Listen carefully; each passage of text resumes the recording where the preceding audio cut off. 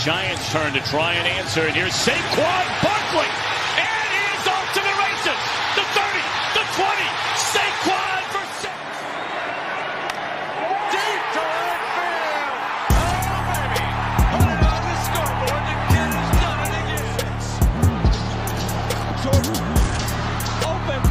Chicago with the lead.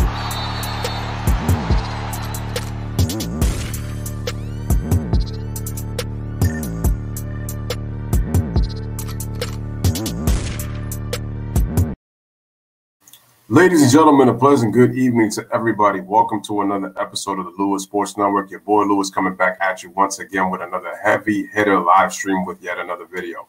Make sure y'all smash that like button, hit that subscribe button, make sure your notifications are turned on, make sure you guys are sharing this on your social media platforms. Truly appreciate it. Shout out to the LSM Mod Squad. Salute to everybody. Just give me 1 second, guys. Salute to everybody. I'm gonna drop the link in just a few seconds. I just gotta go get my mic. But again, salute to everybody that is in the chat. And I'm going to put the link in so that people could come in and they could just pretty much talk on this topic. So just give me 1 second, guys. I'll be right back. So again, salute to everybody that is here. Make sure to like the video. Make sure to subscribe to the channel if you're new to the channel on the Lewis Sports Network. And again, make sure to, share this out, man. And I'll be checking in the chat. So give me 1 second, guys. I will be right back.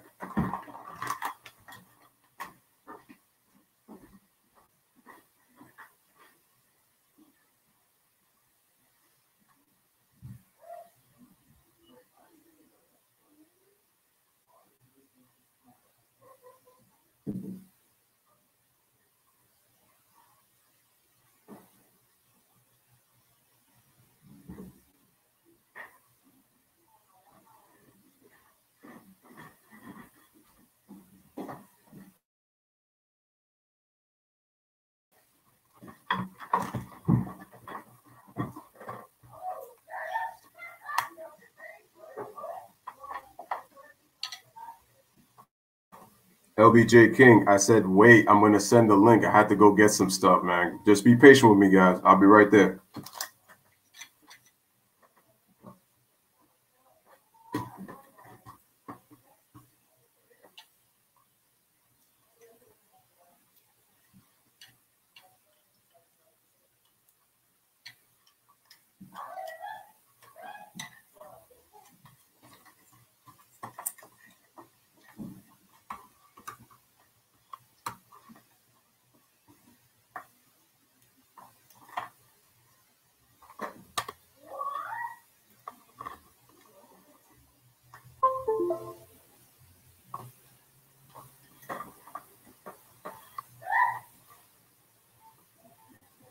Alrighty, much better. There we go. Just had to go get my mic.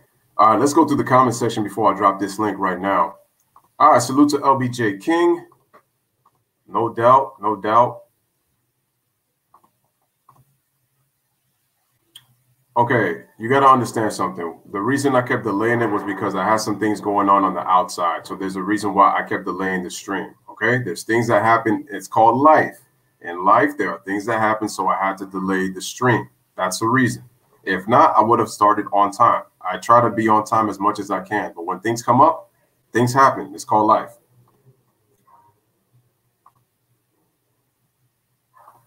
All right, shout out to Ryan, man. Appreciate you coming through. Okay, I don't know what you mean by what you have a question on who would win. Salute to everybody. Salute to G Money. Appreciate you. Appreciate it. Shout out to my man J Jeff in the building. Salute to you, my friend. What is going on? Shout out to Weiss. Appreciate you being here. Shout out to Joel. Appreciate you. Shout out to Poseidon. Surprised you did this video today because of election night. Nah, I'm not surprised. Nah. What's good? What's good? What's good? Salute to everybody up in here, man.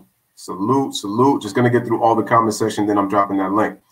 Okay, LBJ says, I know this has nothing to do with the topic, but Shaq's starting five is him, LeBron, MJ, AI, and Kobe, and he said that's an unbeatable team. I think it's subjective, but, you know, I probably might do a future video on that. All right. So let me just go through, man. And again, shout out to everybody that's here already. Got to be patient. All right. Poseidon says, how do you feel about Bradley Beal to the Bucks? Definitely will help them. Gives them another reliable scorer other than Giannis Antetokounmpo. That's for sure. But who are they going to give up, though? That's the question. All right, man. Salute. Here we go. Yeah, and that's why you got to improve, man. Yo, shout out to Corey Apia, man. Appreciate you, man. What's going on, bro? What's going on? Salute to my man Ryan. That's good, man. Freddie Gee. What's going on, my brother? I understand, Lou. It's hard to start videos with a lot of things coming up. Exactly. Shout out to Brandon Nicholson. Appreciate you coming through, my man. Shout out to Karam. Good with you. What's good with you, bro? Salute to him, man. All right, man. Here we go. He said still waiting for the Thunder to hire a new coach. I feel you on that. All right, guys. All right.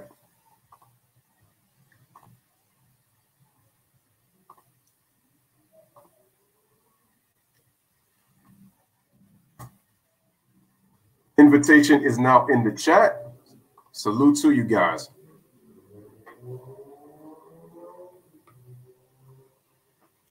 Today's topic, we are talking about Kevin Durant and the expectations for the Brooklyn Nets coming up in the 2020-2021 season.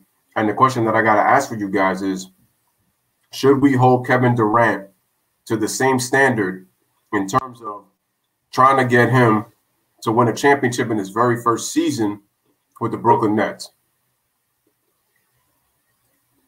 Salute to my guys already, man. What's going on, my brother? What's going on, bro? What's good? What's good, Lou? G Money, what's good, bro? What's on, guys? How you doing? G Money, what's good, baby? What's going on, Jay? How you doing? I'm good, man. All right, man. Let me ask you a question, man, and anybody can start chiming in. Should we hold Kevin Durant accountable for winning a championship in his very first year with the Brooklyn Nets? Yes or no, and why? Anybody can start. Hell yeah, he should be accountable. And here's why, like Stephen A. Smith. And here's why. All right. Everybody put pressure on LeBron when he joined Miami. You know what I'm saying? They had high expectations for him when he went to the Heat. So it should be the same thing with Durant going to the Brooklyn Nets. He should get that same opportunity. He should get that same high expectations. So, yeah. What you think, G Money? I agree with Jay because here's the thing. I understand.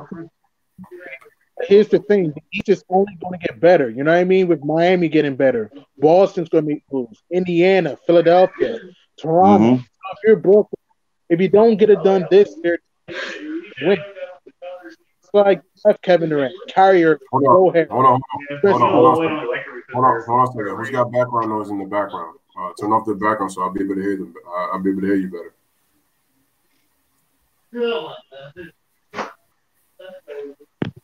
It's not me.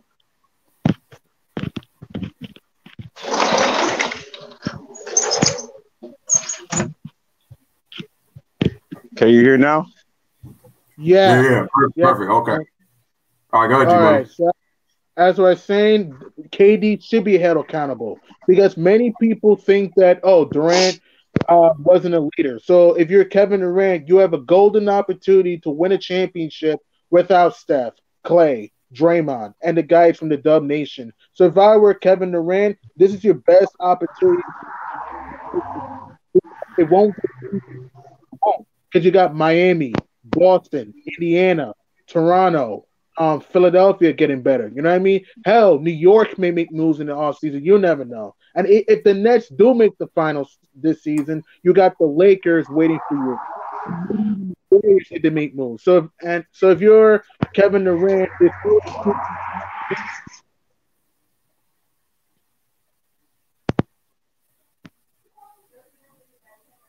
Giovanni, you still there? Yeah, I'm still here. All right, go ahead, man. Finish what you were saying. So if I were Kevin Durant, what? Yeah, I'm still hearing a little bit of background noise. Go ahead, man. All right. If I were Kevin Durant, there's no excuses, man. Many people say that, He joined his super team, which I find ridiculous. But if you're Kevin Durant, you have a golden opportunity to show people. So I am going to hold him accountable. And if he doesn't get it done this year, then it's a shame. So if I were Kevin Durant and Brooklyn, you'll have a golden opportunity to win the championship this season because the teams are only going to get better. You know what I mean? Yeah, I agree. Okay. There's a double standard when it comes to expectations. And here's the thing with Kevin Durant and LeBron James. I think Jay's outside. That's why I'm like, what? I'm hearing motorcycles and stuff like that. But yeah, I'm outside. Yeah. Roger, I'm like, okay. All right. So here's the thing with LeBron James. When he left Cleveland to go sign with Miami, and he teamed up with two franchise players with Wade and Bosh, expectations were for him to win. But here's the thing: he didn't win in year one. He didn't win in year one, and I remember he got crucified for that. He got crucified. He did get crucified for it because he didn't win in year one. But a lot of people have always said that, you know, those guys really didn't have the chemistry. You know what, Jay? I think the better thing to do would just be like just to mute your mic so that like when it's your turn to talk, then I'll let you go. Just that way, so we don't hear the background noise, and then I think it'd be it'd be good. But so the way I'm seeing it is appreciate you, Jay. Thanks for that. So the thing with LeBron is that he had the expectations of, expecting to win when he teamed up with two franchise players. I mean, the expectations were, he was going to win. They were going to win 70 games. They were basically saying that, that the Heat were expected to be a dynasty. All these expectations came like when those guys teamed up. And a lot of people who could not stand LeBron, especially the people in Cleveland, they just wanted him to lose so badly. And what happened was that obviously with Dallas Mavericks in 2011, they didn't get the job done, right? And so but a lot of people said that, they didn't have really the chemistry, to win the championship. They were still learning how to win. The thing is, though, is that the way they were breezing through the playoffs, the feeling was that they were going to steamroll and run over the Dallas Mavericks, and that's not what happened. Especially because Dallas really didn't have a matchup for LeBron or Dwayne Wade. So they had to defend LeBron as a team when it came to the zone defense. So the thing with Kevin Durant was a little bit different with him is when he went to the Warriors, he was already made in a tailor-made system. And when you look at the way he played in Oklahoma City, the offense was not as spaced out with OKC because I always look at OKC as a street ball team. They were really playing street ball. Their offense was not really that structured when you look at the way OKC was playing throughout the years, despite the fact that they were knocking on the door of making the NBA Finals after 2012. They went a couple of times. And yeah, even with the street ball, they should have beaten Golden State. But the thing is, you can only go so far with street ball. You got to have some kind of structure to be able to counter, what the other team is doing. And they didn't have counters for Golden State after going up 3-1, especially in a 7-game series, when you can run so many half-court sets that you can go to, and your game starts to be predictable, and you can't go to nothing else, you're gonna lose, eventually, man. I agree, man. It's gonna be that way. So with Kevin Durant, he ended up winning with the Warriors, obviously, but the thing is also, let's look at it this way: LeBron went back to Cleveland. What was the expectation? They were expected to get to the finals and possibly win the championship. The Warriors came out of nowhere. But remember, he was not held accountable because what they said was LeBron did not have Kyrie or Kevin Love. So there was no way that LeBron was going to go and beat Golden State. So, and you're starting to see the pattern. Then when LeBron leaves Cleveland, goes to LA, a lot of people were saying, oh, LeBron is going to do it in the West. LeBron is going to lead the Lakers to the playoffs. Some people even said as far as they might even get to the Western Conference Finals. There were some even delusional fans who were saying that they were possibly going to go to the championship. So when people are placing all these expectations and a player doesn't get it done, especially you hear the double standard and you start to hear the bias when they come and say, oh, well, it wasn't going to happen because, look at what happened. Like, there's just no way it was going to happen because, the injuries are here or this and that or whatever. With Kevin Durant, he's coming off an Achilles injury. So there's a lot of we don't knows. If Kevin Durant had came to that team and let's say he was fully healthy, and I'm not trying to be here and try to make excuses for KD or anything of that sort because he did win 2 championships with Golden State and he was on a great team. So I'm not going to sit here and deny that. But what I am though saying is that I don't know how Kevin Durant is going to be coming off that injury, which kind of leads me to my next question. What are we going to say? What do y'all think about what do we think about Kyrie Irving though? See, that's going to be the wild card, and I'm going to let you start with this one, G Money, because with Kevin Durant's expectations, he is coming off an Achilles injury. Yes, Kyrie is coming off of an injury, but he did have some games where he played with the Nets as compared to Kevin Durant, which he did not. So I think it's going to take Kevin Durant a little bit more longer in terms of getting his chemistry with his Nets teammates. So what's your thoughts at least on Kyrie Irving in terms of his expectations, in terms of for the Nets trying to become contenders not only in the East, but in the whole NBA winning the championship? If I were Kyrie Irving, you got to show people that you can be a leader. You know what I mean? Kyrie Irving needs to understand to leave his ego aside for that Brooklyn to have any chance to win a championship. Okay? Look, Kyrie Irving, even though he's never been the greatest leader in the world, we also have to cut him some slack. Okay? He's had bad teams in Cleveland at the same time. You know what I mean? And also this past season, the Nets, look, they weren't really going to go far this season. So the only year I can bash Kyrie was 2019 in Boston, all right? So what I'm saying is that if you're Kyrie Irving, you got to be willing to adjust your game, be willing to listen to, the coaching staff, and willing to allow KD to play his game. If Kyrie Irving is in the headlines and just not staying out of trouble, Brooklyn's going to be in trouble. And Kyrie Irving wants to win without you-know-who. So if I were Kyrie Irving, this is your best chance to show that you can be a leader. Okay, what you think about that, Jay? All right. I like that answer for G Money. Basically, I agree with him, man. Kyrie, he got to be a better leader, man. That's the bottom line. Straight up. He just have to be a better leader. He also have to learn how to play the point guard position the right way. He has to be a true point guard, as they say. He got to know when to distribute it, and he got to know when to score it. He has to be like Isaiah Thomas, man. I know he's Kyrie Irving. He's his own man, but I would like to see him be like an Isaiah, man, a Zeke. Because, man, his potential is there. He is in his prime. It's time for him to show the world why he could be one of the greats, man.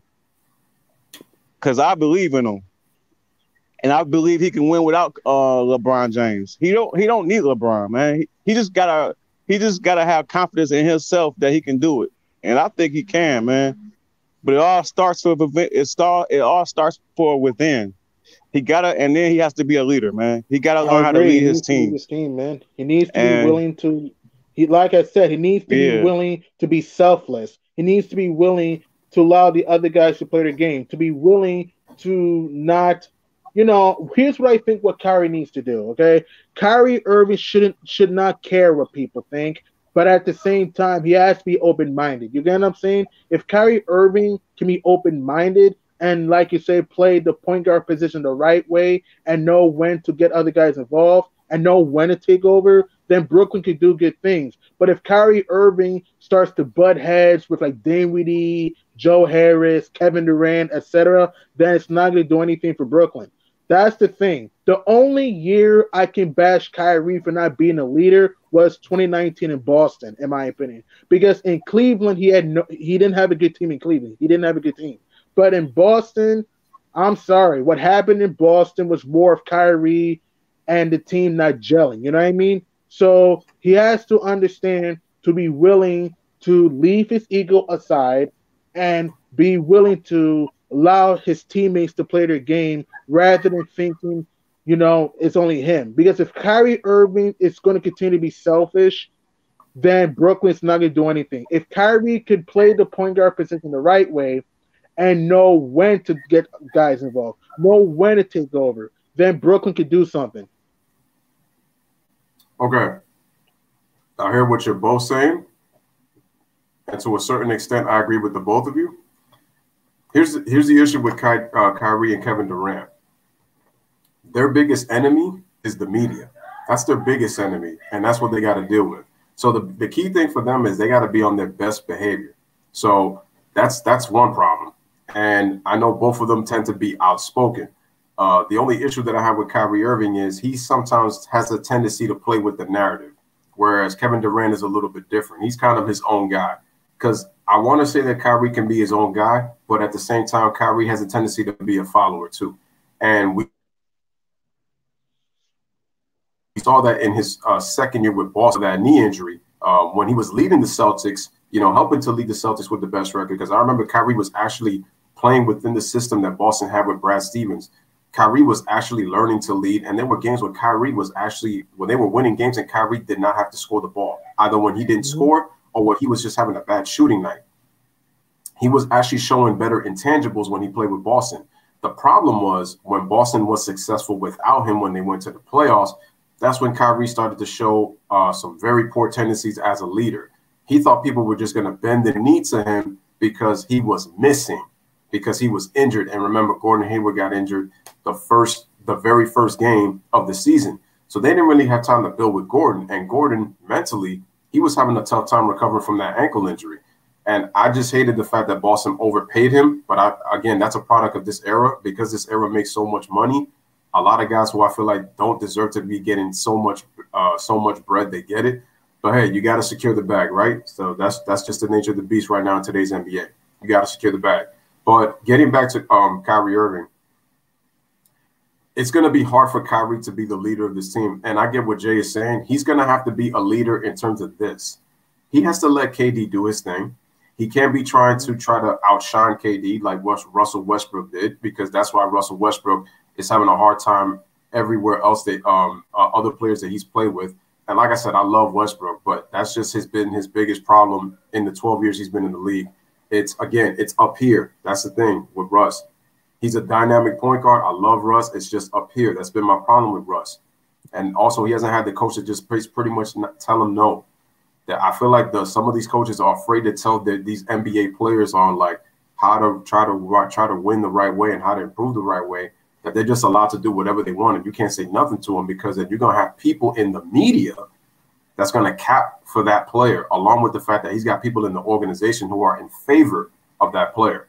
But getting back to Kyrie Irving, he has to be on his best behavior, because they already know what he did in Boston. You already know that a lot of these media heads are on Kyrie for leaving LeBron, especially fans of LeBron. So you already see that. So the thing is, they have to be careful on not becoming a toxic locker room. So that's why they're going to be always under a microscope, because they're playing in New York.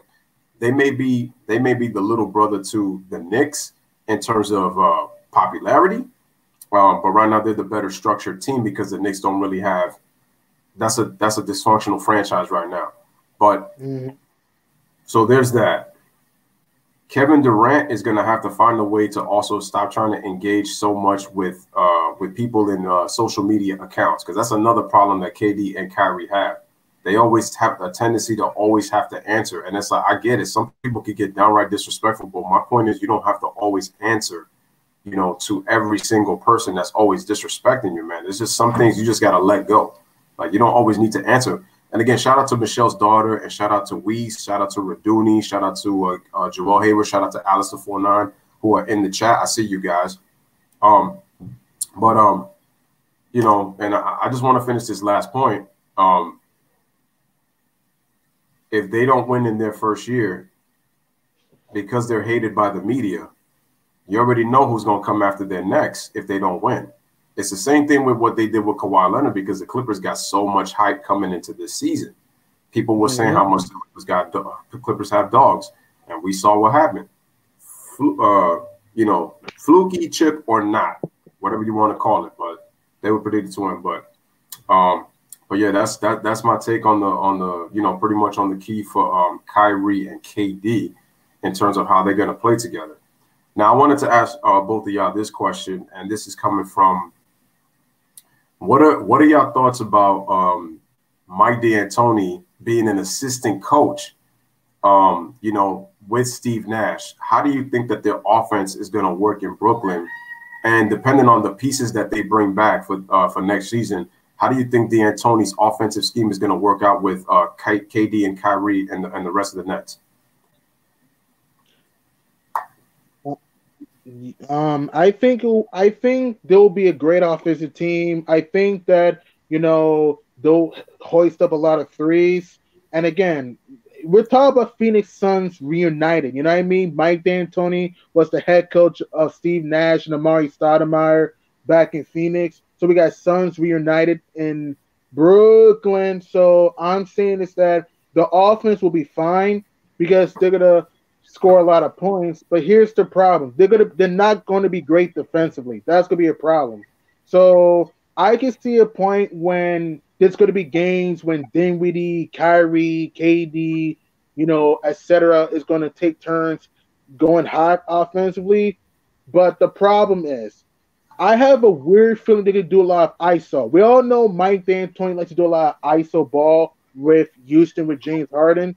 If Brooklyn's going to win a championship, they got to move that ball. You know what I mean? They got to space out, open the court, move the ball at the wing or the top of the key, move and do like a pick and roll with Kyrie Irving or Dinwiddie to a DeAndre Jordan or a Jared Allen. You get what I'm saying? So I can see a scenario when Brooklyn's going to score a lot of points because they have the firepower, but their defense is not going to be that great. You know what I mean?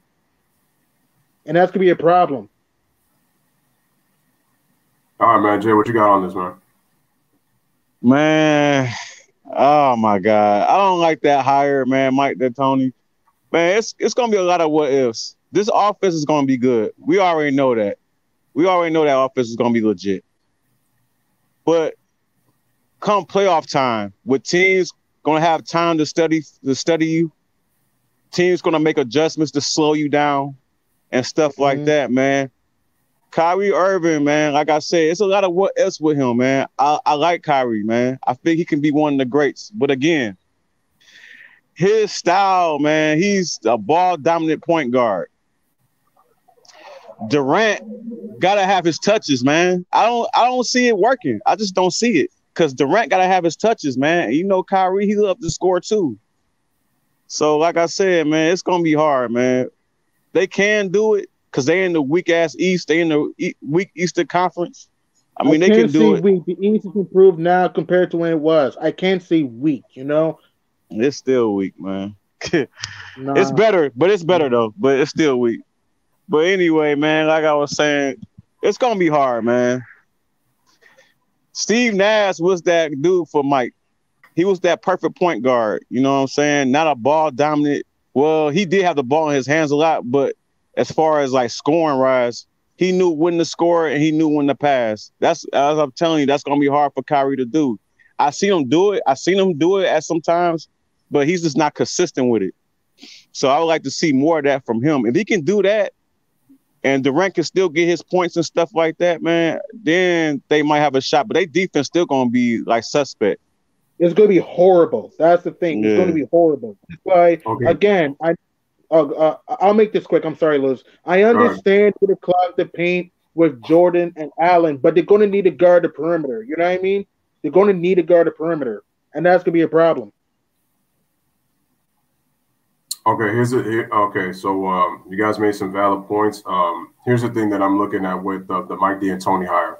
I'm not a fan of it because I know what Mike's coaching style is, and if you look at Mike's offensive sets, from his time in Phoenix all the way to the Houston Rockets, even though it changed with Daryl Morey's analytics mindset, I'm afraid of what their offense is going to look like in the playoffs because I feel like it's going to be a lot of isolation and there's going to be a lot of pick and rolls, and I also fear that it's going to be jacked up. And the thing is, I'm looking to see if Steve Nash, because see, this is the thing. I feel like a coach like Steve Kerr would have been good for a guy like Kyrie Irving because he would have really opened his mind, and that's the thing that I'm feeling like that he's missing. He needs a guy because the thing is Kyrie lacks structure because he can sound intelligent all he wants, man, but his play style doesn't match his mind. That's my issue with Kyrie Irving, and so he needs something like that to me because he understands that Steve Kerr has won championships. KD knows because KD learned how to play basketball. He really learned the essence of team basketball when he went to Golden State. Because KD is on record as saying this. I didn't learn how to play basketball until I went to Golden State. He said this. He said, man, I thought I knew how to play basketball. And I get that same feeling from Kyrie Irving. And it's like, we don't know what Steve Nash is going to be. And Steve Nash is already saying that he's going to try to learn X's and O's. So that's already telling you something right there. And the reason that I said that at the time I felt like KD should have stayed is because he was honestly in the best situation, at that point. Hold on, give me one second.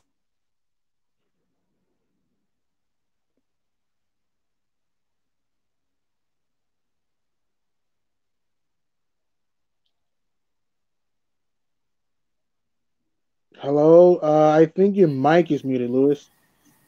There's a reason I did that, G Money. That's why I said, hold on a second. Oh, sorry. Okay, no, I'm back. So getting back to what I was saying, and Jay makes a great point. When teams adjust in the playoffs in a 7-game series, they're gonna be looking at what you do well, and they're gonna try to take away that strength. The question is, how do you counter that? And that's what great championship teams do. They're able to counter and make adjustments. And we already know Mike D'Antoni. He has never been able to adjust to anything in his career, despite the fact that he's had some teams that have been close to getting to the championship round. He's never adjusted. Once a team makes an adjustment to what he's doing, he doesn't counter that. He sticks with plan A. He sticks with plan A the entire time, so he doesn't have a counter. So if you think that you're going to have pick and roll basketball with isolation plays, the isolation plays are happening when the teams take away the X's and O's. Then you try to stop that player that's getting hot one-on-one, and then what you do is then you try to move that basketball and try to run some sets to get other guys involved. See, that's how you confuse a defense when you're making the defense constantly work, making them shift. When you can make a defense constantly shift and they don't know where that ball is moving, that's when you know that you got the defense at your mercy. And a good offense could beat a good defense any single day of the week, and vice versa. It's all about matchups. It's all about scheme. So on both sides of the ball, if a defense can scheme on how to stop you and you can't adjust to that scheme, there's no way you're going to win. So that's why I said that I'm a little bit iffy on that. And I know they brought Amari Stoudemire, to also be an assistant coach on that. So it's kind of like they're bringing the Phoenix Suns low key, like back together just in the coaching ranks. And I'm a little bit concerned with that. So I have question marks on how they're going to coach this team and coach these two stars, because you look at Mike D'Antoni, unless he has a player like Steve Nash, he's had personalities where they've ran over him. You look at Carmelo Anthony, that didn't work out. You look at Chris Paul and James Harden, that didn't work out. You look at James Harden and Russell Westbrook, he ended up stepping down. So, that's my point. And now you have Kevin Durant and Kyrie Irving. You're talking about two personalities that you're going to have to find a way to get them to mesh and get them to believe in what you're saying. Steve Nash may be the coach, but there's going to be other people trying to chime in. So, that to me is going to be, different, man. That to me is going to be different, and I think it's going to be challenging for Brooklyn. Now I want to get to what G Money was talking about, because he mentioned about some of these other teams in the East. Now, I don't know what the rest of the East is going to be looking like, because the thing is, if you look at some of these teams, they do kind of have question marks. Because if you look at Toronto, yeah, they'll be there, but they still need a superstar. Siakam does need to take that next step, but I don't know if he can do that. If there's one team in the East that could challenge the Brooklyn Nets, if Brooklyn it happens to be one of the best teams not only in the East but in the NBA, what's the one team that you think that could possibly be an obstacle in their path, from getting to the NBA Finals? For me, the Miami Heat, obviously. Here's why. Miami has depth, versatility, good coaching, and Jimmy Butler, he showed that he's a star, and he's a budding superstar. Miami you have Adebayo who can clog the paint. You know what I mean? Miami has big men in Myers Leonard and Kelly Olynyk who can stretch out DeAndre Jordan and Jared Allen at the perimeter. You know what I mean? With Olynyk and Myers Leonard. The Miami Heat obviously are the best team to beat the Nets because they have the depth, They got versatility with Andre Iguodala, Jay Crowder. You know what I mean? Tyler Hero could put the ball on the floor, could create his own shot. Jimmy Butler could create his own shot. You know what I mean? Bam Adebayo can put the ball on the floor, and he can go to the cup at will. Duncan Robinson, he's a catch and shoot player, but in the future, I think he's gonna be more versatile. The Miami Heat obviously are the best team to beat the Brooklyn Nets because they have the pieces for them to compete for a championship. In my personal opinion, okay, I'm not trying to change the topic, but in my personal opinion, if Goran Dragic and Bam were healthy, I think they would have taken the Lakers to 7. I still think the Lakers would have beaten them, but I believe that series goes 7. Goran Dragic should also put the ball on the floor. He can create his own shot. He can penetrate to the rim and dish the rock. So the Miami Heat obviously have the best chance to beat the Brooklyn Nets because you have guys like an Iguodala and a Jay Crowder you can throw at Kevin Durant to slow him down. You know what I mean? And you can put Jimmy Butler to switch on Kyrie. So I think that, and also you got a shot blocker and Bam Adebayo. And also, like I said, you have the big men that can stretch Brooklyn's base in the perimeter. So I think, and also Eric Spoelstra, he knows how to make adjustments, man. And we don't know how Steve Nash is going to look as a head coach. So I think Miami has the best chance to dethrone Brooklyn in the East next year.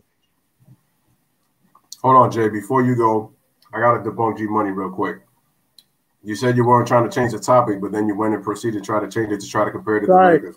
Real quick, I get what you were trying to say about the Miami Heat, and I know Goran was not that healthy, but and I know Bam was coming in injured, but here's the thing. There's an old saying, man. Everybody is pretty hurt just about at this time of the year when it comes to injuries. The only difference is that we had all those players had like all these months off, so it was a bit different because in normal circumstances, because let's be really honest, they were losing with Bam and Goran in the lineup in game 1. That was just a bad matchup for the Miami Heat. It was a bad matchup. They can compete, but when you have 2 top 5 players in the NBA on one team, they don't have an answer for Anthony Davis, who can stretch the floor with his jump shooting. Now, is he as consistent? I would say no, because I don't think you want him there too long, but still. And then you have nobody that can really stop LeBron. Can they make it difficult for him? Yeah, but they were not going to beat. And I get what you're saying. You're saying that they weren't going to beat the Lakers, but you thought it would have gone 7. I didn't think so because, in my opinion, that series kind of dragged on more than what it did. Because I said in this series after game 1, I said Miami had absolutely no chance. And to be honest with you, that should have been a 4-game sweep. That should not have gone 5 or 6 games, to be honest with you. So I agree. Because if you look at game 5 and how they barely lost, the game in game 6, that game was over by halftime. Like if you look at the body language of the Heat, it was pretty much over. And that's what Goran trying to play. Yeah, he was clearly not healthy, but you also have to take into account that Tyler Hero and Duncan Robinson, if they don't get hot from 3, they're terrible defenders. And then Tyler Hero tends to turn the ball over. So you have that going against you too. And then Jimmy Butler, yeah, there's moments where listen, he played overall well, but there were moments that I felt like his leadership had to be put into question because he was trying to get everybody involved. And there was times where he took steps back. And another thing he did open his mouth. And it's like, if you're going to open your mouth in the NBA Finals, you got to back it up with your play. And there were a couple of games in that series that Jimmy Butler did not show up, especially down the stretch. So I got to hold Jimmy Butler accountable. And he at least held himself accountable. But they were not going to win that series. That should have been a 4-game sweep. That series went farther than it should. But go ahead, Jay, man. Really, man, I really don't see nobody beating the Brooklyn Nets from the East, man. I don't see it, man. Like Milwaukee, we already know what they're about. We already seen what they're about. So I'm not worried about them. Philadelphia had chemistry issues, so I'm not worried about them. I'm not worried about Boston. I don't believe in Jason Tatum. I don't believe in him or Jaylen Brown. I don't believe in either one of them right now. Not right now. Toronto, same thing. Pascal Siakam, Spicy P, whatever you want to call him. I don't believe in him either. He's the Scottie Pippen. He's suffering from the Scottie Pippen syndrome. So I don't believe in him either. Man, and the Miami Heat, hey, all seriously, man, the Miami Heat, they are a world coach team. That team really overachieved in a way. They kind of remind me of that Atlanta Hawks team from the 14-15 season, man. On some real shit. I'm just gonna keep it 100, man. They overachieved. They really did, man. They don't have no superstars on that roster at all. None. They don't have no superstars. I was like shocked that series even went 6 games in the NBA Finals. Same here, man. Miami, and you can very well argue this. People forget in Game 4, Miami only lost by 6. If Jimmy Butler was just more aggressive in Game 4, and the series goes the way it does, Miami is up 3-2. You know what I mean? Hypothetically, I'm just saying. If Butler was more aggressive, I don't think they win the series. I don't think Miami. I think LA still beats Miami, but I think if Jimmy Butler was just a bit more aggressive, and you have Bam and Dragic healthy, in my opinion, I think it could go the distance. Because sometimes the Lakers have a tendency, because they're not a great knockdown 3-point shooting team. You know what I mean? That's what I'm saying. I still think the Lakers would have beat the Heat. I still think they would have, but I just think that if you have a healthy Dragic and Bam and Butler, which is a bit more aggressive, I think Miami could go the distance. I still think they lose due to experience, but I just think that Miami, in my opinion, could win a close game against LA. Okay, here's the thing. Jay's absolutely right. Let's be honest. Did anybody have the Miami Heat coming out of the Eastern Conference in the beginning of the season? What I said was the reason I got on Miami's bandwagon was with how well they were playing during the season. And what I said was, considering that it is the Eastern Conference, I said that was my dark horse team to come out of the East. And G-Money, I told you all year, and I told you before the season started, I do not trust the Milwaukee Bucks. Why? Because you could tell me all you want about how much firepower they have, but I said when you watch them in the playoffs, is Giannis going to have a jump shot when they take away those easy baskets in the paint? Also, he does not shoot free throws very well, and you saw that in the playoffs, in the bubble. He did not shoot well from the free throw line either. Then I said, is Chris Middleton going to be his second star? Guess what? Chris Middleton is arguably your third or fourth best player, and he showed it in the playoffs. One good game and then can't be consistent after that. And if you look at Middleton's game, Middleton really can't create his own shot. And when he dribbles the ball too much, he tends to turn that ball over. Then you look at Eric Bledsoe. The guy who is from Clutch Sports got all this hype for the numbers he was putting up in the Phoenix Suns. But unless he runs up and down the court like a full court player, guess what? When you make him play half court basketball, he is absolutely useless because he got outplayed by Terry freaking Rozier when he was in Boston. And we know how Terry Rozier is. We saw how inconsistent he was against the Cavaliers, who were playing not that well defensively through those 7 games just a couple of years back. And Terry Rozier could not shoot himself out of a fish barrel. That's how bad he was playing. And Eric Bledsoe and the fact that Terry Rozier was that bad, he was bad the whole series. And then for Eric Bledsoe to play that bad 3 years in a row, it's not 1, not 2, but 3 years in a row. I'm sorry, man. It's just, that's why I said that I didn't be, because you could tell me about how they got Kyle Korver, about this. And funny thing is, when I came out with that 2015 Atlanta Hawks video, who was the coach of that team and who's the coach of this Milwaukee Bucks team? Mike Budenholzer. Did he make adjustments after teams would do? No. Nope. He wasn't. And that's why I kept telling you, I said, until they show me otherwise, I said, I have no faith in the Bucks. And this is with the Toronto, and that's with the Toronto Raptors gone. There was no Kawhi Leonard. So I said, this has to be the year the Bucks finally get to the finals. And what did they prove to me? That they're just a regular season team. Now, I know what people are going to say. You got to put context, Lewis. You know, the bubble, it changed a lot of things. They look like they didn't want to be there. You can say that about a lot of guys on some of these teams. They chose to play. So the Bucks have no excuses no matter what they want to come up with. They want to use the Jacob Blake situation and all that. And I said it before. All of these guys who are preaching about change with racism and all this kind of stuff, they had a chance to do that before the bubble started. They chose to play, and then they decided to boycott a game that didn't even last 24 hours, and then they ended up playing again. That tells you that the NBA players have no idea about politics. And I'm sorry, that's just that was a mistake from the get-go. So that's why I said that I'm sorry. It's just not. It was a mistake on their part, man. That I'm sorry. No way. And I told you that this was going. I said from the beginning, and Jay in the chat even said it. He was with me when I said it, and he said it himself, and he broke it down perfectly. Facts, Jay. It's facts. He broke it down perfectly. I told you. If Giannis doesn't get a jump shot, if Middleton and Bledsoe don't show up, they're not going to win, no matter how much firepower they have. How much firepower they have. Say the Lakers would beat them. I did say the Lakers would beat them. I thought realistically the Bucks had enough depth and shooting to get past the East because I thought the Heat were a year away of being the Bucks. I didn't believe in the Sixers because they had chemistry issues. I just think the Celtics didn't have the big man that can guard the paint, and I just felt that the Celtics didn't have the bench.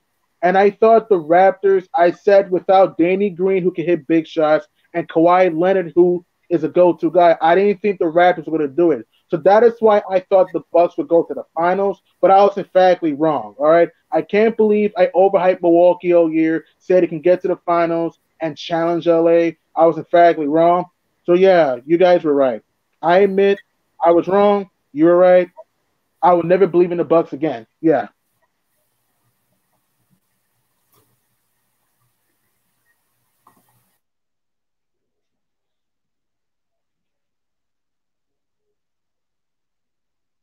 You okay, Jay?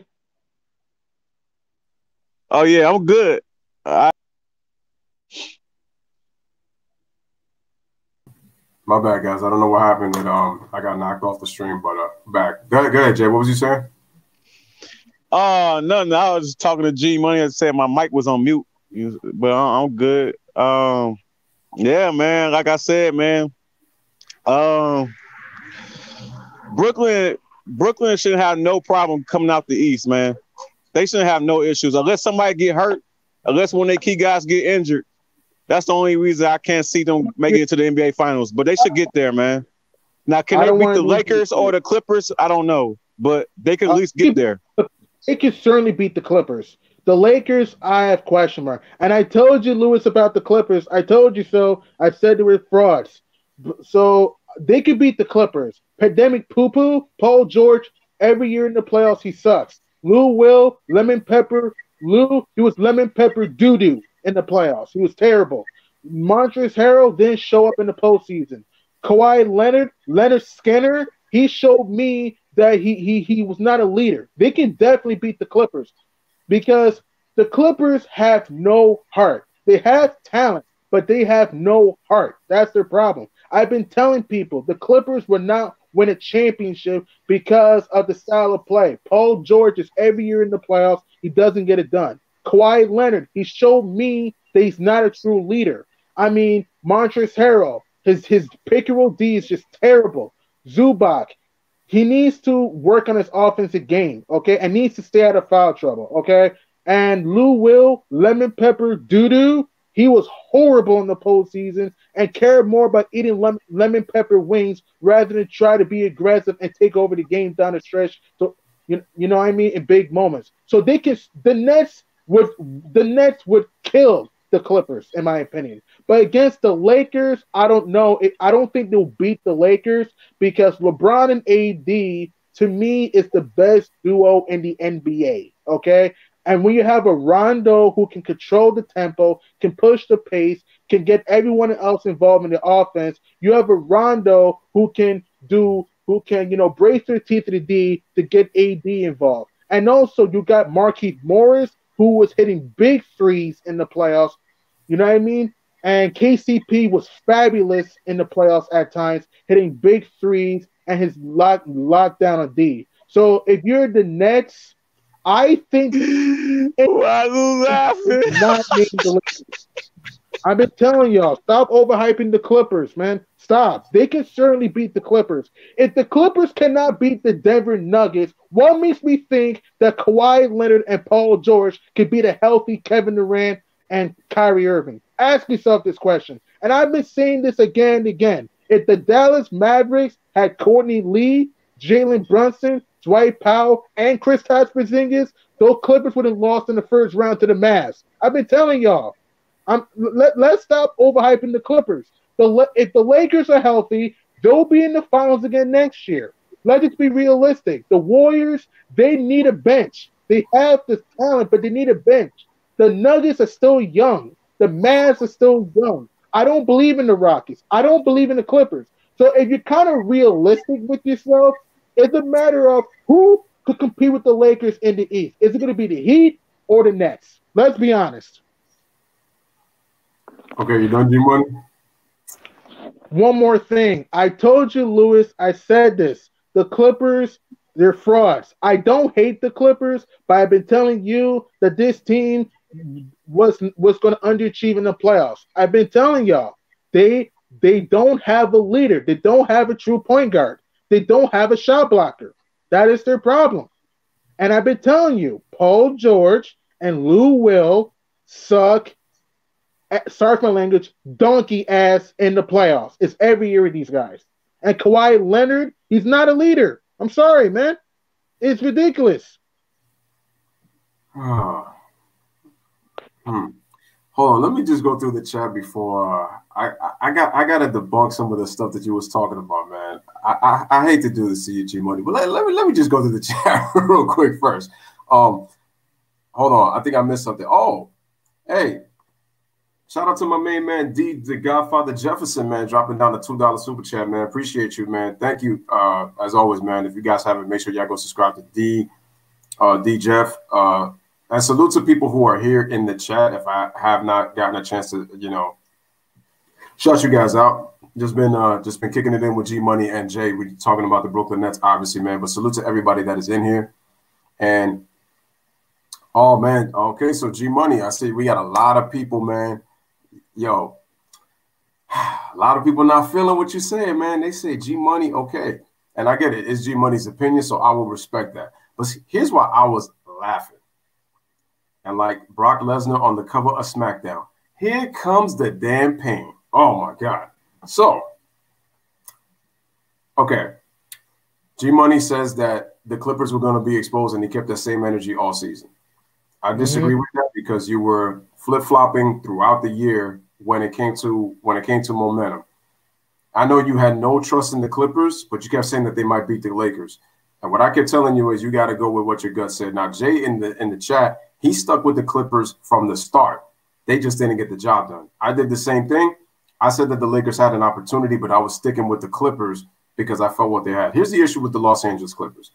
I said that their biggest problem was Doc Rivers. And I got to give a lot of credit to Freddie Gee because he said this from the very beginning. He said he did not trust Doc Rivers. And I was one of those people that said that, I said maybe that now Doc has a team. I said he'll coach in the right way. And here's what I learned about Doc Rivers. Doc Rivers has been riding off of that one championship that he won in Boston. That's been his biggest problem. He thinks he's Phil Jackson. That's his problem. He's not. He's coached a lot of talent, and you only got one championship in 20 seasons. That's on because, first of all, Doc really doesn't hold his players accountable. He had a player in Kevin Garnett who did that. He also had a assistant coach in Tom Thibodeau who took care of the defense. He wasn't really preaching to those guys to really play defense. I don't know what Doc was telling them, but he was trying to let those guys figure themselves out. Another issue that he had was, why are you trying to make Paul George and Kawhi Leonard be isolation players when that's not really the strength of their game? Now, Kawhi Leonard can do that, but you're going to have them do that all game. And another thing is you try to make both of those guys into playmakers. That's not their role, which is why you're right, that G-Money, they did need a playmaker. They also lack leadership, and Doc Rivers was not a very good leader. He was not a good leader as a coach. He was terrible. And it's crazy how he gets fired, and then he quickly gets a 76er job.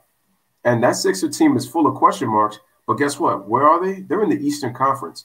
So, expectations aren't going to be as high as they were with the Los Angeles Clippers because he failed miserably in his quote-unquote first full season with the LA Our Way Clippers because Kawhi Leonard finessed the Lakers. They traded a lot of their pieces to get, and Shai Gilgeous-Alexander to get Paul George. Sorry. And yeah, that's right. They gave him Gallinari. But here's the thing with Paul George. Paul George's problem is he's distracted by social media. Look at the personalities who they got on that team. Pat Bev, distracted by social media. Montrezl Harrell, distracted by social media. Marcus Morris, distracted by social media. Lemon Pepper Lou Wings, Magic's distracted by social media. Those guys can't stay off of social media. Kawhi Leonard's really the only guy who doesn't really have social media.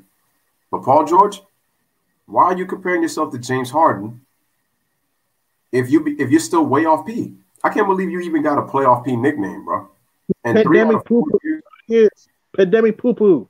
That's what he is. Hold on. I don't want to use that whole pandemic stuff just because, especially I know how sensitive Jay is with that when it comes to Paul George. So I try to leave off the pandemic part. So I stick with way off P because he definitely is way off P. You could even say poo-poo P. I don't really care with that. Just the pandemic, don't use that. But at the same, I've been telling you, man, because he already said that. So that's why I said I got to give Freddie props, man, because exactly, he should have won more. He should have won more.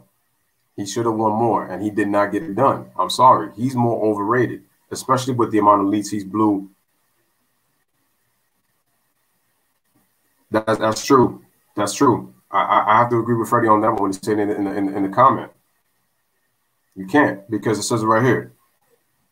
He said that he remembers that he was saying that Doc was not a top 5 coach. I remember Freddie said this long ago. So I said I got to give Freddie props for that because it's the truth. I just said I thought with the talent that Doc had, he would do well. He just did a terrible coaching job. And I'm not excusing the players, but I said when you have to understand the personalities that the Clippers have, you need somebody that's able to check all them dudes out and get them focused to play basketball. That Clippers team was not focused. You could see it in the way they play. They felt that they could show up talent-wise and just win games based off of talent because of their Clippers. And as long as the media talks about them, they were going to be able to win. But that's not just what happened. So, and Jay says you can't flip-flop in the series and say the Clippers underachieved. Every 24 hours, you had a new pick every game in every series play for the entire. No, I was pretty consistent picking the Bucks to come out the East, and I was consistent picking the Lakers to come out the West. Like, look, people can think what they want about me, and I don't care. I don't flip-flop every opinion I have, okay? I have to make my analysis about what I see in the games, okay? Some of y'all change your picks when you saw game 1 and 2, but yet you get on me when I make my opinion. It doesn't make any sense. You know what? Do I care if you respect my opinion? No, you don't have to respect my opinion. But at the end of the day, you can call me flip-flopper all you want. I know I'm not flip-flopping. It's like, again, I had the Bucks and Lakers going to the finals all season. I didn't change my pick. I stuck with my pick. But at the same time, I had to talk with my heart and talk with my brain. Like, for example, when Milwaukee was down 3-0 to Miami, what do you want me to say? Milwaukee's going to come back and win the series? Sometimes I got to be honest. You know what I mean? It's not me flip-flopping. It's just me speaking my opinion. I don't change my prediction every game. I don't. Like for example, when the Heat won Game 3 against the Lakers, I still stuck with the Lakers beating the Heat. I didn't change my opinion. So I don't know where this whole flip-flopping comes from. And here's another thing. I am damn no Max Kellerman. All right, Max Kellerman is a moron. All right, the dude said one time that Kevin Durant wasn't a top 5 player. He said that one time, Max Kellerman. All right. He also said one. Hold on. Why do you think Max Kellerman said that? Because he said that I think when he was in Golden State he said that because he was capping for Kawhi and also for LeBron. Okay, so don't ever compare me to Max Kellerman. Max Kellerman doesn't know basketball, okay? I know hoops. I don't change my opinion every game. I always keep the same prediction, but at the same time, I got to be honest. You know what I mean? What's going on in the series, I can't just, depending on the circumstance, I can't just always stick with one team. You know what I'm saying? Like with G Money, let me say this, man. You say you know your basketball, you got basketball knowledge. You can't have basketball knowledge if you said Bill Russell wasn't an impactful player. No, he was. Listen, I don't want to get into the whole Bill Russell thing. Okay, we'll talk about that another time. Okay, this is about Kevin Durant and the Brooklyn Nets. Okay, what I'm saying is that look, the only team in the East that I think could challenge Brooklyn is Miami. That's what I think. Okay, I got the Lakers winning the West. I'm sticking with that pick. I'm not going to change that unless something happens in the future. More than likely, the Lakers will win the West. Okay. I don't know who's coming out the East. I don't know. It's going to come between Miami and Brooklyn. We just have to wait and see how Kevin Durant and Kyrie Irving look. We just have to wait and see. We don't know how they're going to look next year. We don't know how Steve Nash's system is going to look like. We don't know. So it's going to take this team time. We just have to be patient. Okay, so all right. So let me ask y'all this about Brooklyn. Now that we're getting back to KD and Kyrie, what do y'all think Spencer Dinwiddie is going to do? Do you think that Spencer Dinwiddie is still trying to go to another team and trying to start? Because I know that he said that now that Steve Nash is on the team, it's kind of like he kind of got a little bit excited, and he's thinking about honestly staying with them. And I'm interested to see like how is this gonna work out? Like how do you think the minutes are gonna be with in terms of Spencer Dinwiddie and Karis LeVert? When these guys all come back healthy, like how do you see those minutes playing out? Like how are the minutes going to be spread out? In your opinion? I think Spencer Dinwiddie, it depends, man. If Spencer Dinwiddie doesn't come out with fire and he struggles to start the season, then Brooklyn might put him in the trading block because it's going to take him some time to adjust with ball handlers with LeVert, Kyrie, and Kevin Durant. Okay?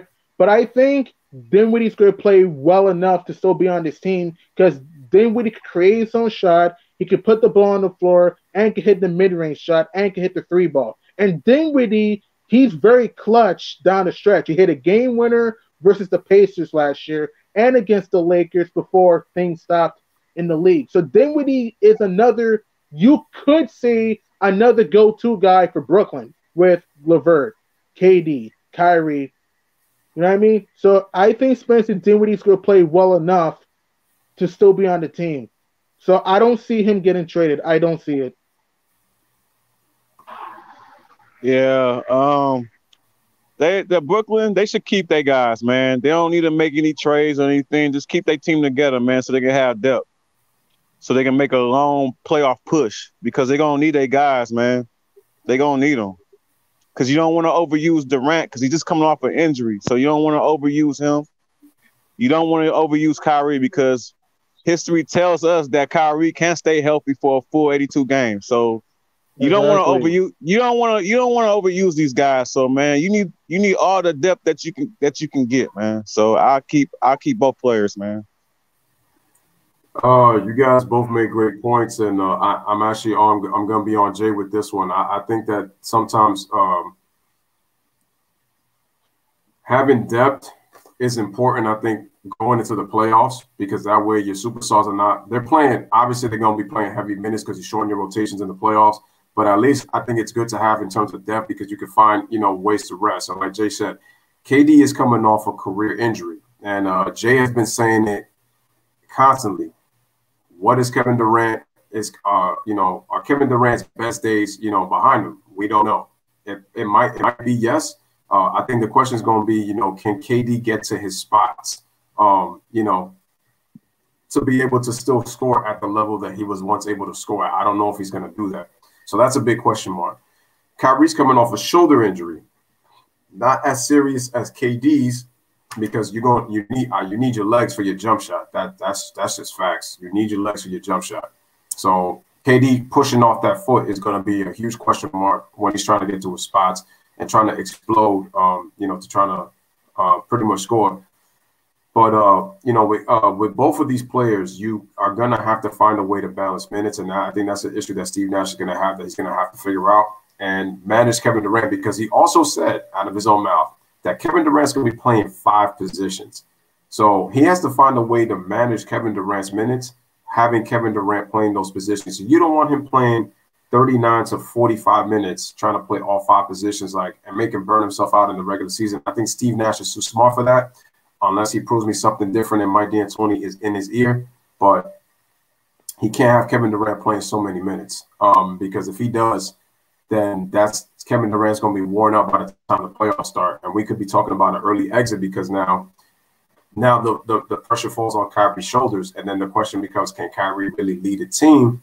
That's going to be a question mark because we don't know who the leader of this team is. Because we could want to say, oh, no, it's KD's team, but KD has led before. But when it comes to, like, true leadership, that's something that he's not. Kyrie had the opportunity to be a leader, and in his one season with Boston in 2019, because I thought he was doing a good job of becoming a leader in 2018, but when in 2019, he took steps back. So that's the questions that we have to have. Who is the leader of this team? And I hope Spencer did what he stays because again, like Jay says, this gives him depth at the point guard position. Because if he goes, your point guard spot is kind of looking thin, and at least with Dinwiddie, he's arguably the best backup point guard in the league. So I think that's a good problem to have. And then you got Jamal Crawford. Let me ask you about Jamal Crawford. Should he stay with Brooklyn, or do you think another team should pick him up? I like him with Brooklyn because I thought even though he got hurt in the one game that he did play, he did to me still show that he could still play at a high level. And I think that he just needs more time to play. I think he could get a good amount of serviceable minutes and come in there and just do some things. But what do y'all think about Jamal Crawford, man, and what he could bring to this Brooklyn Nets team if he happens to stay for this upcoming season?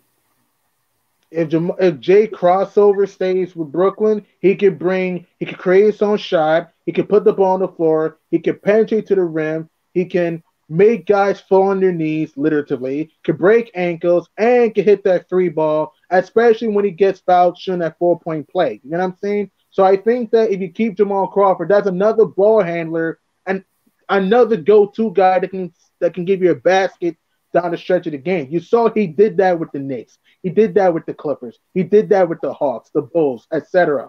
So Jamal Crawford's another guy that can, has a nice dribble, can put the ball on the floor, and can stretch that floor, and he can hit the J at the elbow, can hit it at the foul line, and he can cross you guys over and brings excitement with the Brooklyn Nets. So I think that keeping Jamal Crawford in Brooklyn will help their bench tremendously.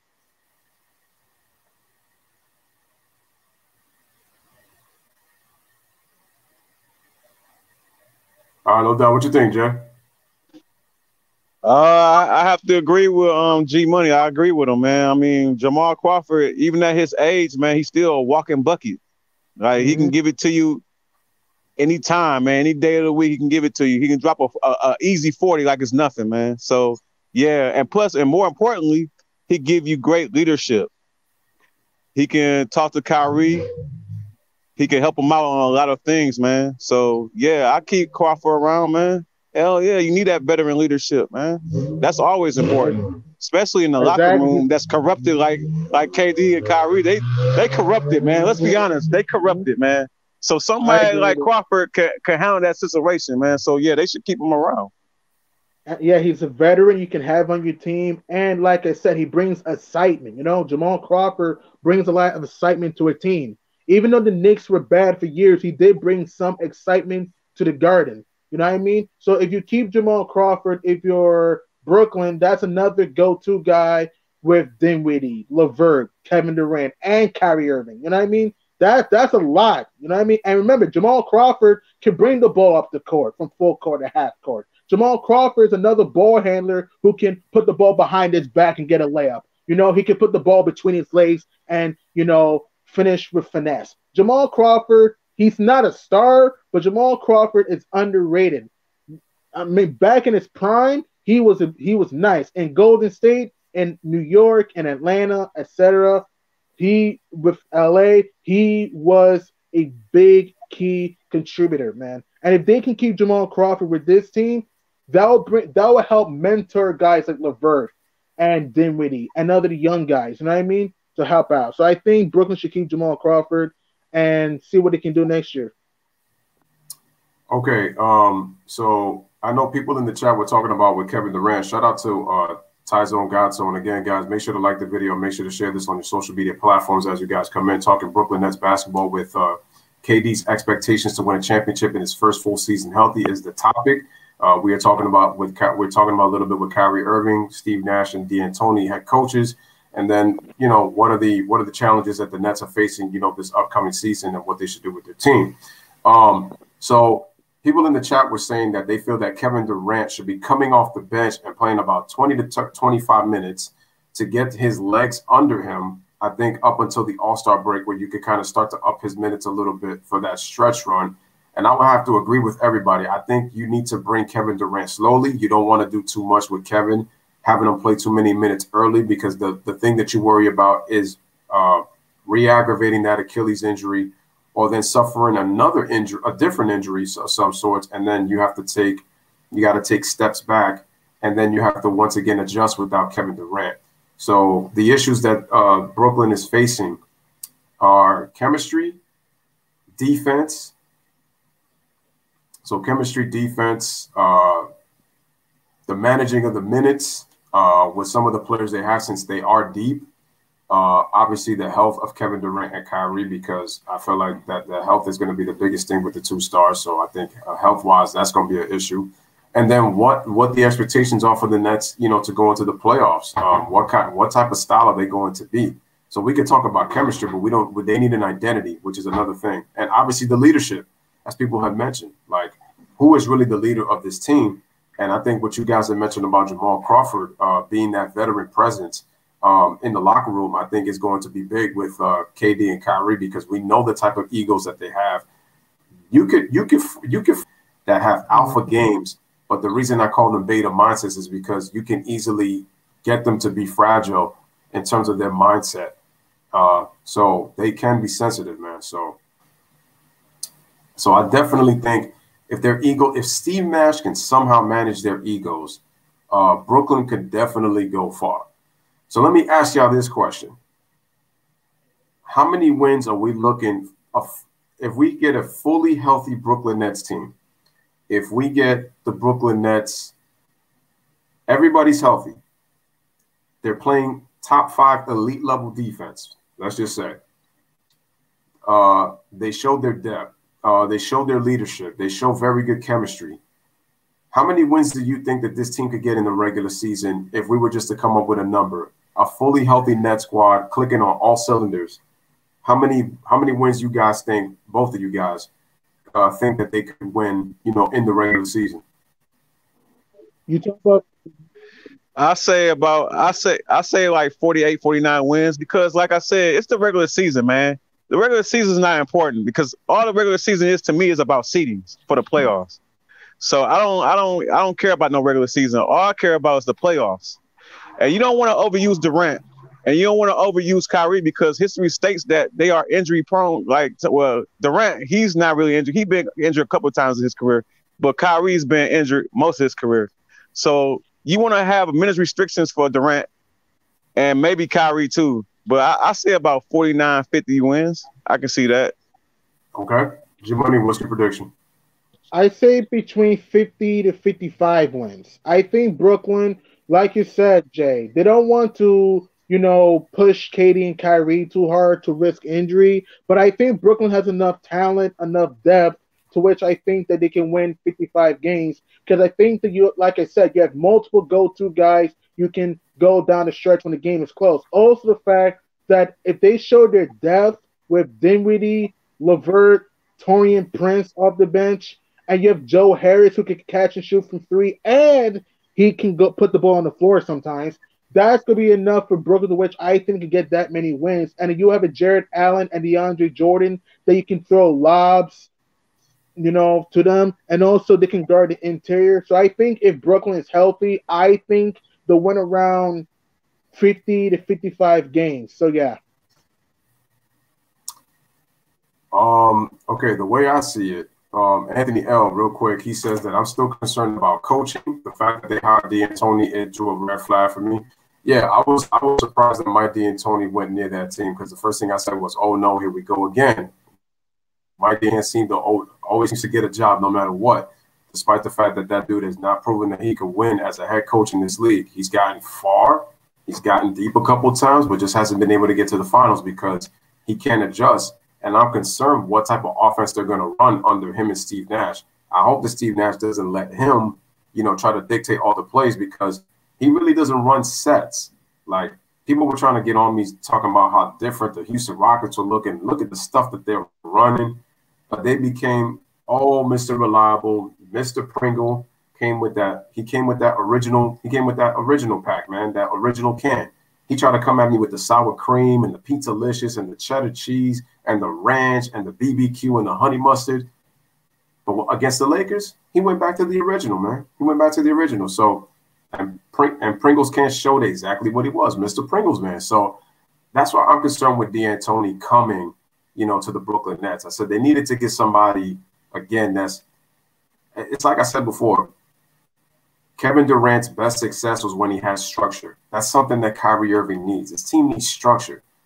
Also, and like I said, I know that he has a relationship with Kevin Durant. The question I have with them is I wonder how Steve Nash is going to be able to handle adversity when things go wrong, especially with the two stars that he has. If he can find some way to manage those guys, it's a possibility that they can go, that they can have a pretty good regular season. Now, expectations on how many wins they're going to get. Well, when we consider that Kyrie might need a minutes restriction, because I don't even know who's probably going to be in the starting lineup, considering that Kevin Durant is going to be on a minutes restriction as well, and that's something that everybody in the chat, agrees with, playing 20, 25 minutes, per game. I would say 25 minutes the most. And what Jay Jeff just said, that the regular season, they really need to kind of like tune up some things really in the regular season to kind of really figure out what kind of team they're going to be expected to be. Because like I said, identity-wise, we don't know what this team is going to be. I'm going to be realistic. I'm going to say 48 to about 54 wins. I'd probably say they get less than 55. I'm looking at, and if I have to pick one number, I'm going to say 51 wins for the Brooklyn Nets. So I'm saying 48 to 54 in that range, and I'm looking at them getting 51 wins in the regular season, just because they got a lot of things to do, man. They got a lot of things to do. Offensively, they're going to be fine, especially because you got two of the best scorers in the NBA. Kyrie can go get a bucket. Kyrie's a clutch player in the NBA, so we already know what he's about. Kyrie could score, with the best of them. It doesn't matter who it is. Kyrie could go up against anybody. That's how good Kyrie Irving is, especially when he's healthy. And Kevin Durant, we already know who KD is, man. We already know who Kevin Durant is. This guy has 4 scoring titles, so you already know what Kevin Durant is about. The question is, what is he going to be coming back from this Achilles injury? So that's going to be the question. But I'm telling you right now, so they can score with the best of them. The issue is going to be defense. I wonder what kind of defensive schemes they're going to come with because we already know Mike D'Antoni is not a defensive guy. If you look at where D'Antoni ranks defensively in his career, the Houston Rockets, they had a defensive guru on the bench in Jeff Bezdilik, and he's a very good defensive coordinator. But all his teams finished in the low 20s. Not once did that dude even finish above 20, did Mike D'Antoni. So that just lets you know how much he cares about defense. But Lewis, you saw Mike D'Antoni when he was with the Rockets last season. He was preaching deep. Y'all got to understand that regular season and playoffs and matchups are very important. You can't override those things, man. Those get really miscued when you're looking. Those are 2 different seasons. You're looking at teams that you play anywhere from 2 to 4 times a year, compared to teams that you're going to face in a 7-game series. It's completely different. It's completely different.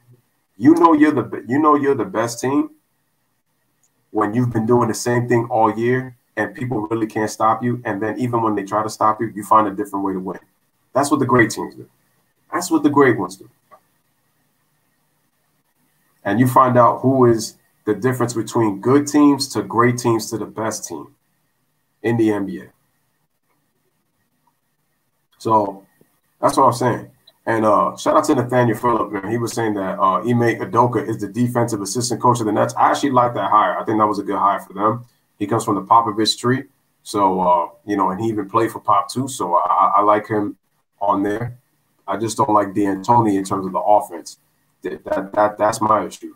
So yeah, I'm not big. I'm not big on Mr. Pringles, man. So Yeah, I don't like that hire either, Big Lou. I don't like that hire, and I also don't like the Amari Stoudemire hire either. I don't like that hire either because he wasn't never a defensive guy as well. You know what's so crazy? When he was a player. Yeah, because what's so crazy about Amari Stoudemire is he was capable of playing defense. Because look at it this way: Amari has some really good athleticism when he was healthy, when he was young. Also, when he worked with Hakeem Olajuwon, y'all saw when he was with the Knicks how smooth his moves look. And I said, you need to translate that to the defensive end. And I know Stoudemire had a lot of injuries, in his career, so his career was cut short. But his issue was he didn't always defend to the capability that he could have. Because people were talking about, oh, man, he's looking like the next superstar, man. But when you're considered a superstar, for the most part, you got to bring it on both ends of the floor. And that's something that Amari Stoudemire did not do. He was all-star, borderline superstar. And then his career kind of went downhill once Carmelo Anthony came onto the team because then it became about Melo. Then he started getting injured, and they never was able to get chemistry together because Stoudemire was always out. And you could just see that they didn't play well together. Stoudemire plays best when he's with a point guard. So even Raymond Felton, the decent of point guards, Stoudemire feeds off a point guard play. That's how it happened early in his career, and it was happening in his prime when he was knocking down mid-range jump shots. But he thrives off a point guard play. Yeah, Steve Nash made Stoudemire, and that's a fact. That's my point. And exactly, Jay. And that's the point. Steve Nash. People could say about, he had Amari. Amari improved his game, but this guy was. There's a reason why Amari led the league in dunks or was in the top 5 in dunks just about every single year. Especially what did they run? Pick and roll. Pick and roll. That's why Amari got those dunks, man. It's funny. The Phoenix Suns kind of played what the Utah Jazz were in the 2000s, just more so shooting threes, though. They just had more emphasis on the three ball. But they were doing a lot of John Stockton, Karl Malone pick and roll. But it was more predictable. At least the difference is that Malone and Stockton, they did different types of screen and rolls. But with the Suns, they never really differentiated their pick and roll offense like that. Maybe some instances, but not like always. There's a reason why anytime they went against San Antonio, that they would end up losing. San Antonio would slow the game down. They would not let the Suns run up and down the court, and they had to make the Suns play half court. And that's where they got exposed. Yep. Phoenix is not a half court team. You have to be able. Hey, people. Go ahead, Lou. My bad. Oh, I was just gonna say this, man. I know people in the chat gonna disagree with me, but Steve Nash is what John Stockton should have been. And that's all I gotta say. Well, whatchamacallit? So Raduni says Stoudemire was a good defender because it was him who defended Steve Nash's lack of defense on pick and rolls. Well, here's the thing. Steve Nash has never been and never will be a great defender. What Jay was basically talking about with Steve Nash in terms of John Stockton, Steve Nash was a little more aggressive than John Stockton when it came to scoring in the playoffs. John Stockton, I would say, was a better defender than Steve Nash, which is something that Steve Nash had a problem with. So Steve Nash was not a good defender. And Stoudemire made up for that with his shot blocking, yes. But the thing is, just because you are a shot blocker, that doesn't necessarily make you a great defender. You still got to be able to defend your position to be a good defender. Shot blocking. Hey, Stockton wasn't a great defender either, though. Stockton wasn't a great defender like that, especially in the playoffs, man. He had guys like Terry Porter and Kenny Smith that was giving him the business. That's true, man. That is true. Well, I say compared to Steve Nash, but that's true. He got outplayed by guys like Terry Porter. I mean, I could go up and down. Sometimes he got outplayed by Gary Payton. I mean, I could go up and down the line with some of the guys that just Stockton got outplayed. Stockton's biggest problem was he wasn't aggressive when he was supposed to be on the offensive end. That was his biggest problem because you don't have to be the greatest defender at times, but his issue is that if he would have complimented Malone and have been more aggressive, for sure he could have won, for real. They're great players, but when it came time to, I just felt like Stockton had an issue in big games. he should have really been taking it to his competition, whoever he was going up against at the point guard position. That was John Stockton's problem. It wasn't that Stockton wasn't great. It's just when it came to certain matchups in the playoffs, he would get outplayed by guys who were good players. But it's like when you consider John Stockton in terms of like Hall of Famer, which he is, don't get me wrong, he's a Hall of Famer, but you know, he's gotten outplayed by some guys who are not even probably on his level, like for the most part. Good players, but not, you know, like crazy on his level. When you look at a guy like Terry Porter was good in his day when he was with those Portland. Yeah. But the fact he was great, but he was only a one-time All-Star in his career, though. Yeah. So yeah. Yeah, man. So that, you know, that's basically what it is, man. So yeah, that's true. Nash did have a better motor than Stockton. Nash was one of the more well-conditioned point guards of his time. That's the reason why he played so long and so well at that pace. And that's funny what people don't know about.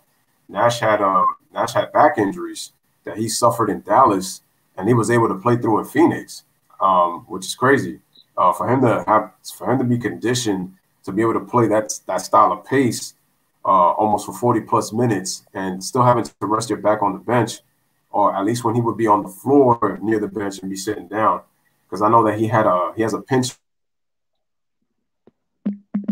nerve in his calf that he never, and that really affected him by the time that he went to the Lakers, because at that point he was older. And who coached that team?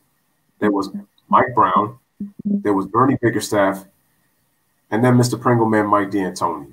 Looking at that team, it's like there's just no way that you're telling two big men, especially one of them, to either come off the bench or shoot 3-pointers in the corner. Like, you saw how they won their championships. There's just no way, man. There's no way that you're going to be trying to get them to win, man. That's just stupid. That's just poor coach. That's just a poor job, man. All right, so G Money said that his phone is about to die because he was talking from his phone. So salute to G Money, unless you can find another way to get back in. Salute to you. Thank you for being a guest right here on the Lewis Sports Network. Man. And again, I'll always salute to you guys. In the chat. Let me just check real quick. After a couple of All-Stars, man, KD is going to be a Hall of Famer. Oh no, we know that too, man. Oh yeah, don't forget, that's a fact. Mark Price. That's funny. We say Steve Nash. He also could have been Mark Price too. That's another player that John Stockton could have been. It's true. I didn't even think about that. That's true. Mark Price was another one. You're on mute, Jay. Oh yeah. You know how I feel about Mark Price, Big Lou. I already told you about Price. You should have did a video about how underrated he was, man. He was an underrated player, one of the most underrated players in the history of the league, man. His injuries was a setback. Yeah, no. That video's coming up, man. That video's coming up. So I honestly can't. Listen, I got some underrated players that don't get enough respect. And I got to do a future video on Dominique Wilkins. And it's a shame that brother. And he was better than Pippen. Facts. But go ahead, Big Lou. Go ahead. This is your show, man. My bad. Oh, man. He said, let me get on Scott, even though this ain't about him, man. But yeah, Dominique Wilkins is another player that, talking about him, who's another underrated player that, that doesn't get enough just due. And people forget in the era that he played in and how it was difficult for him and those Hawk teams to pretty much go deep. He only really had like one opportunity. And then even then, so that, it was hard. But you got him. I got a feature video coming up on Penny Hardaway. So, make sure y'all stay tuned for that. That's another cold cat that doesn't get his just due when it comes to stars in the 90s. And if people don't think that Penny Hardaway was a superstar, just look at Little Penny. That should tell you enough how much attention that he got in the 90s, especially his phone posits, that they may have not been popular at the time he wore them, but look how many cats are wearing it today. So the phone posits, they got some kind of impact. So that just lets you know how big Penny Hardaway really could have been had he been healthy. So there's going to be a future on that, man. So You know, I definitely got to do that. So, all right, guys. So I just wanted to do this live stream. Again, salute to everybody in the chat. You guys always keep it lit. Oh, you know what? That's another guy, Drazen Petrovic. Thank you for mentioning him. He was another underrated. Oh yes, another underrated player. I know Reggie Miller talked a lot about him, and it's a shame that his career only lasted 4 seasons in the league. But he is definitely one of the more underrated players in the NBA. Didn't really get his just due, and I felt like he was really starting to come into his own in the 90s. I got another one too. Reggie Lewis. Oh yeah, for sure. Reggie Lewis. I mean, he used to give MJ buckets. People sleep on Reggie Lewis, man, but Reggie Lewis put on the basket. People sleep on Reggie Lewis, man. It's a shame. He was supposed to. It was funny. Him and Len Bias, who unfortunately never got to live his potential because he died way too soon. Those guys were supposed to carry the Celtics tradition once Larry Bird was done. I swear to God, if they never would have died, man, I don't think Jordan win those 6 championships, bro. That's just my honest opinion. Because you know what? Because those are two players right there that I could tell you that would have gave Jordan fits in the 90s, and they would have been on the same team. So we could go with hypotheticals, and we could always say, yeah, man, you know, we don't know. But the Len Bias was a high recruit. He had a great game. Was only getting better. And Reggie Lewis was actually fun to watch in the short time that I got to watch him play, because I really didn't see Reggie Lewis play that much. So what I did was I started watching YouTube tapes of Reggie Lewis, and man, can I tell you, bro? Great player. I watched him growing up, man. He was like a Carmelo Anthony, but with defense. There you go. See, there you go. So I got a feature video on him. I got a feature video on Chris Jackson, Mahmoud Abdul-Rauf. Mahmoud Abdul-Rauf, yeah. I feel like this is why that sometimes I say that I'm not saying that Steph Curry before Curry. Yep. And that's what I'm saying, that some of these players that we see today, some of these players like back then, they were kind of like the starters for what some of these players are. It's just, you know, obviously it's a different era, and you know, we get praised. But the next video that I'm going to do, ladies and gentlemen, the next video. This is definitely next. We're gonna talk about. I'm gonna pick 3 decades in basketball, and in your personal opinion, I'm gonna have a panel for this one too. Which, in your opinion, is the best era of basketball when it comes to superstars, when it comes to competition, and when it comes to what it did for the league? Which era? And the thing is, again, these are all going to be subjective arguments, but that's going to be my next video. And I'm going to try to find the thumbnail for that if I could do that. But I would love to have a panel for that where I'm probably going to have a player represent each decade. We're going to talk 80s, 90s, 2000s, and we're going to talk 2010s. So that's going to be the topic for the next video. So I would love to be a part of that. Yeah. Which decade had the stars or superstars had the best impact for the NBA in terms of watch? And like I said, we're going to get different crowds on this one because it's going to be because I know there's a lot of people that are sticking to the 2000s, and they feel like the 2000s was the best era when it comes to superstars and when it comes to competition. Some people are saying 90s, some people are saying 80s, some people are saying right now the 20s. So I'm going to say tomorrow I'm going to do that video, and I think this would be good to start for tomorrow's video. So stay tuned, ladies and gentlemen, because this is I'm telling you right now, I think this is going to be an epic one, and this is going to be the best video as of yet. And I can't wait to get you guys on that one for that panel, because I know you're going to be lit. I know, Jay, you're going to be lit for that one, so I know you're going to want that. Most definitely, yes. It's going to be a war zone, so I'm going to lay that chat. I'm going to lay that chat, and I'm going to let you guys. Freddie G need to be on that. He need to be on that panel, man. I've been wanting to debate with him. Yo, Freddie G, you need to come on this panel, fam. You need to come on this panel because I know how you get on them 2010s, and I know how you get on with say late 2000s. I would love to get you on this panel, fam. I would love to light his ass up. I would have lighted him up so bad, and a lot of other motherfuckers, but that's okay. It's all fun and games. It's all fun and games, though, at the end of the day. Oh, no, don't worry, man, because the thing is, here's the thing, man. I'm going to say this. Freddie G could come back for days no matter what. So he gonna come back. You already know Freddie. I already know. Freddie holds his own, so you already know Freddie gonna come back. And I know it's hard to do, but all right, ladies and gentlemen. So I want to thank my two guests, G Money, and shout out to my man Jay Jefferson. I want to thank y'all for coming through. And listen, guys, look, man. If you want to come on the panel, for sure, I'm gonna always drop that link and for you guys to come in and give your thoughts, man.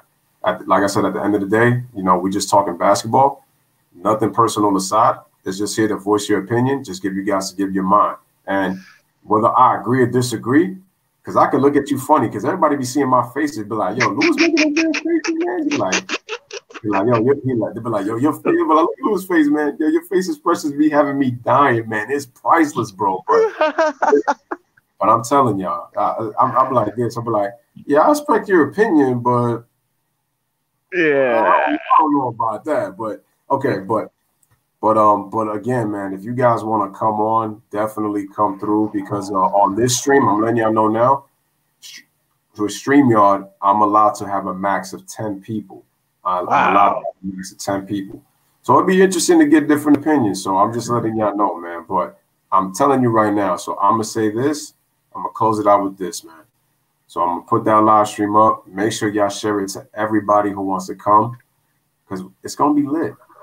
This is what we're gonna do on the Blue Sports Network. We're gonna be lit, man. Let me say something right quick, big. Let me say something right quick, bro. Go ahead. Hey, first off, shout out to the D, man, D Jeff, man, the Jefferson gang in the building, man. For the love of sports, let's talk about it. And also, man, for the late great Sean Connery, man, rest in peace, man. He was my favorite James Bond, man. Real talk. Rest in peace, Sean Connery, no doubt about it. And I'm gonna definitely invite D to the panel, definitely for tomorrow. So he could pretty much chime in on this because this is gonna be an interesting debate. But ladies and gentlemen, your boy Lou is back with another one, man, with my man Jay. Salute to Ryan, as he always says, man. We chat together, we stream together, with family for life. Y'all already know my man on the Louis Sports Network, man. Bless up. Bless. See you guys tomorrow. It's gonna be lit. And y'all already know how I always end this thing, man. Louis Sports Network always says, here come that video package as I always plays. Have a wonderful night, everybody. See y'all tomorrow. We about to be lit on that panel for sure. And I'm going. Right now the Giants turn to try and answer. And here's Saquon.